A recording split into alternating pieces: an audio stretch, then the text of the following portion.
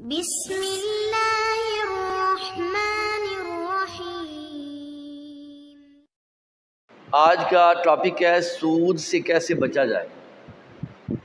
تو دو طریقے ہیں، نمبر ایک انفرادی طور پر اور نمبر دو اجتماعی طور پر۔ تو پہلے نمبر پر میں انفرادی طور پر بیان کروں گا کہ ہر فرد جو ہے وہ کس طریقے سے اپنا کردار ادا کر سکتا ہے۔ ایک آدمی تھا، وہ بینک میں بڑا اچھے عہدے پر فائز تھا، تو اس کی بیٹی نے اسے تبلیغ کی اور اسے کہا کہ ابا جی آپ اس کام کو چھوڑ دیں، یہ سودی کام ہے۔ تو اس آدمی نے اس کام کو چھوڑنے کے بعد بازار سے کچھ تولیے لیے، یہ آج میں پڑھ رہا تھا واقعہ، تو وہ تولیے اس نے اپنی کمر کے اوپر رکھ کر بیچنا شروع کر دیے بازار میں، اور روزانہ کچھ تھوڑی سی اجرت اس کو ملتی تھی، لیکن یہ اس اجرت سے بہت کم تھی جو وہ مہینے کے بعد بینک سے تنخواہ کی صورت میں لیتا تھا۔ اب ظاہری طور پر تو کچھ بھی اس نے معاشرے میں کردار ادا نہیں کیا، یعنی اگر سوچا جائے تو اس کے ایسا کرنے سے اس کو فائدے کے بجائے نقصان ہی ہوا۔ اور کوئی آدمی کہہ سکتا ہے کہ اس نے ملک کے اندر سے سود کو ختم کرنے کے لیے کوئی خاطر خواہ کردار ادا نہیں کیا، لیکن وہ ایک فرد تھا، اس نے اپنا کردار ادا کیا۔ وہ احسان دانش کا شعر ہے، اس نے کہا کہ سفینہ غرق ہو یا کوئی گھاٹ پہ اترے، تمہارا فرض یہ ہے روشنی دکھائے چلے۔ اور ایک اور شعر ہے کہ شکوائے ظلمت شب سے تو کہیں بہتر تھا، شکوائے ظلمت شب سے تو کہیں بہتر تھا، اپنے حصے کی کوئی شمع جلاتے جاتے۔ یعنی کہ انسان شکوے کرتا رہے کہ ایسے ہو گیا ایسے ہو گیا، اس سے بہتر یہ ہے کہ انسان اپنا بحیثیت فرد کوئی نہ کوئی جہاں تک ہو سکتا ہے وہ اپنا کردار ادا کرے۔ تو قرآن نے بھی واضح کیا ان اللہ لا یغیر ما بقوم حتی یغیروا ما بانفسہم، کہ خدا نے آج تک اس قوم کی حالت نہیں بدلی، نہ ہو جس کو خیال آپ اپنی حالت کے بدلیں۔ تو ہر فرد جو ہے وہ ملت کے مقدر کا ستارہ ہے، افراد کے ہاتھوں میں ہے اقوام کی تقدیر، ہر فرد ہے ملت کے مقدر کا ستارہ۔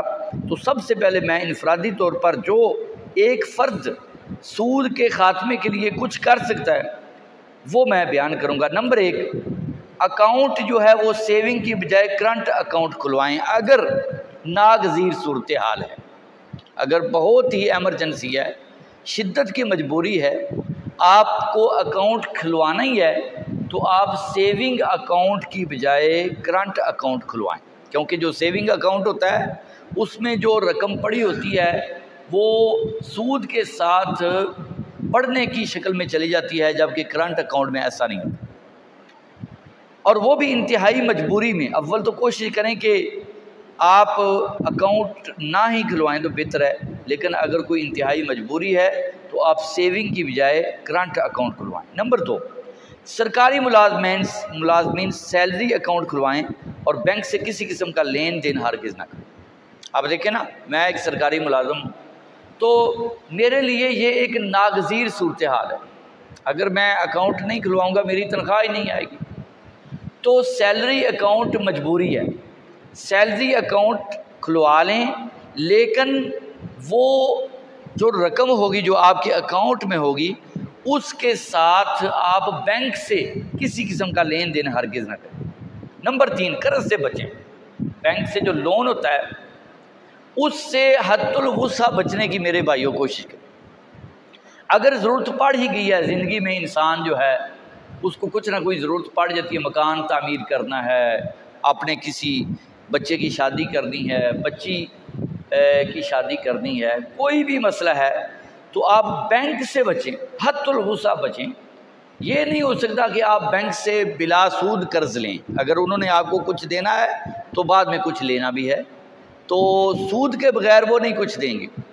تو آپ مخیر حضرات کا اگر ضرورت پڑ ہی گئی ہے قرض کی، پہلے نمبر پر تو بچیں، آپ اپنی چادر کے مطابق پاؤں پھیلائیں۔ اگر ضرورت پڑ ہی گئی ہے تو مخیر حضرات سے قرض حسنہ لیں اور مقررہ وعدے پر واپس کر دیں، بینک سے ہرگز قرض نہ لیں۔ نمبر 4، کاروبار شروع کرنا ہے اگر آپ نے تو اس کے لیے بھاری سرمایہ اور رقم بینک سے لینے کی بجائے چھوٹا مگر بغیر قرض لیے کاروبار شروع کر دیں۔ اگر ایک آدمی چاہتا ہے کہ وہ کاروں کا شو روم بنائے اور اس کے لیے اس کو 20-30 لاکھ یا 40 لاکھ یا 50 لاکھ کی ضرورت ہے، اب اس کے پاس اتنا سرمایہ تو ہے نہیں، تو وہ بینک سے 40-50 لاکھ لینے کی بجائے وہ کاروں کا شو روم نہ کھولے، وہ سائیکلوں کی دکان بنا لے، جتنا اس کے پاس موجود ہے مال، اس مال کے مطابق وہ اپنا کاروبار شروع کر لیں، وہ 2 بکریاں رکھ لے اور وہاں سے اپنی جو ہے وہ گزر بسر شروع کر دے، اپنا کاروبار شروع کر دے۔ اس کے بعد قسطوں پر اشیاء کی خریداری ترک کر دیں میرے بھائی۔ لوگ آپ کو کہیں گے آپ موٹر سائیکل لے لیں، گاڑی لے لیں، اگرچہ کچھ جو علماء ہیں انہوں نے کہا ہے کہ جو قسطوں پر جو خریداری ہے وہ جائز ہے، لیکن ایسے علماء جو ہیں وہ آپ کو مل جائیں گے۔ جب کسی چیز کی نقد اور قسطوں والی قیمت میں فرق ہو تو وہ جو فرق ہوتا ہے وہ سود ہوتا ہے، تو قسطوں پر کسی قسم کی کوئی چیز جو ہے اس کی خریداری ترک کر دیں۔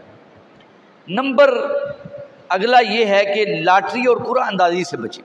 بہت سے جو لوگ ہیں جو ٹھگ قسم کے، زمانہ جدید کے ماڈرن ٹھگ، وہ کیا کرتے ہیں، وہ اخبار میں اشتہار دیں گے اور کہیں گے کہ 20 روپے کا آپ ایک خریدیں، قرعہ اندازی میں شامل ہوں، 30 روپے رکھیں گے۔ اب ملک کے اندر لاکھوں لوگوں نے 30 روپے اس کمپنی کے اکاؤنٹ میں جمع کرانے ہیں اور کمپنی کو کروڑوں روپیہ مل جائے گا، اور جو انعام ہے وہ پتہ نہیں کسی کو انہوں نے دینا ہے یا نہیں دینا، تو یہ بھی ایک سود کی شکل ہے، اس سے بچیں۔ زندگی کی جو بیمہ ہے، زندگی کا بیمہ وہ نہ کرائیں، زندگی، گاڑی، جائیداد وغیرہ کا بیمہ جو ہے وہ نہ کرائیں۔ سٹیٹ لائف کی جتنی بھی جو پالیسیاں ہیں، انشورنس پالیسیاں، یہ تمام سود ہیں اور سود کی جدید ترین شکلیں ہیں۔ وہ آپ کو کہیں گے سٹیٹ لائف والے، وہ آپ کو علماء کے فتوے بھی دکھائیں گے، وہ کہیں گے کہ دیکھو جی فلاں جو عالم ہے اس کا یہ فتویٰ ہے۔ تو میرے بھائیو، ایسے جو علماء ہیں، جس طرح میں نے پہلے عرض کی ہے، ایسے علماء آپ کو بازار سے بارعایت ارزاں نرخوں پر مل جائیں گے اور وہ آپ کو فتویٰ دینے کے لیے موجود ہوں گے، تو آپ اسٹیٹ لائف کی پالیسیوں سے بچیں۔ گولڈن چین وغیرہ جیسی کمپنیوں سے بچیں۔ وہ ایک کمپنی تھی ٹائنز، وہ کہتے تھے کہ آپ 2 ممبر بنائیں، 3 ممبر بنائیں، اور جو ممبر بنیں گے ان کو پھر وہ آگے کہیں گے کہ آپ بھی 3-4 ممبر بنائیں، پھر جو اگلے ممبر ہوں گے ان کو ہر ایک کو کہیں گے کہ 3-4 ممبر بنائیں، تو ایک ممبر سے کام شروع ہو کر وہ لاکھوں کروڑوں ممبروں کی شکل میں وہ چلا جاتا ہے۔ ان کا جو کام ہے وہ بھی سودی ہوتا ہے۔ زرعی قرضے، ٹریکٹر وغیرہ بینکوں سے ہرگز نہ لیں۔ تو یہ چند انفرادی طور پر کام ہیں جو ایک آدمی جو ہے وہ کر سکتا ہے، حد الوسع وہ اس پر کوشش کریں تو انشاءاللہ وہ اپنی ذات کی حد تک جو ہے وہ سود سے بچ سکتا ہے۔ اس کے بعد کچھ اجتماعی ذمہ داریاں ہیں، وہ ایک الگ ٹاپک ہے، وہ لمبا چوڑا ٹاپک ہے۔ حکومتوں کی ذمہ داریاں اور جو علماء کرام ہیں ان کی ذمہ داریاں، میڈیا والوں کی ذمہ داریاں، پریس والوں کی ذمہ داریاں، ٹھیک ہے، سیاسی پارٹیوں کی ذمہ داریاں، وقت کا جو حاکم ہے اس کی ذمہ داریاں، وہ اجتماعی ذمہ داریوں میں وہ آ جاتے ہیں۔ وہ ایک لمبا چوڑا ٹاپک ہے، اس پر انشاءاللہ پھر کبھی بات ہوگی۔ اللہ سے دعا ہے اللہ عمل کی توفیق عطا فرمائے۔ وما علینا الا البلاغ المبین۔